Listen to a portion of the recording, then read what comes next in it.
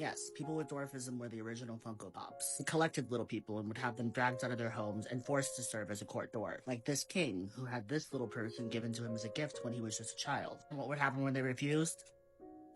Rich people back then thought it was amusing to look at little people and would force them to do stuff like pop out of cakes and pies during celebrations, dress them in the morning and bathe them at night, act as a human doll for their children, and sometimes be forced into intimate relationships with their masters. What's worse is that most court dwarfs were children when they began their servitude to the royals. 5 years old, 7 years old, 10 years old, it did not matter. Some kings and queens would even engage in breeding little people for fun. Most people with dwarfism throughout history don't even know the lineage of their family because of how often they were split apart, renamed, and given new identities, never to be seen again by their families. Little people suffered horrific abuse serving as court dwarves, and it wasn't uncommon for it to be fatal. We have countless cases of court dwarves being forced to drink themselves to death because it was amusing to the king or queen or whoever owns the little person to see a court dwarf stumbling about intoxicated. My biggest fear is being forgotten one day, and that's why I started this account, because there's so many little people throughout history whose stories would be forgotten if we don't talk about them. People who were never afforded the chance to have dreams, to have aspirations, to fall in love, to even have control over what they were named. People with dwarfism are just people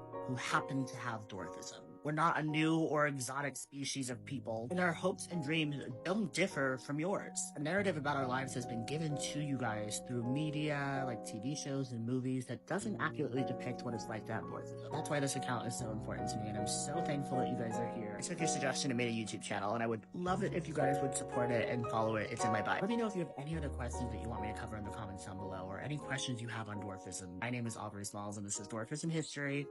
I love you. Keep going.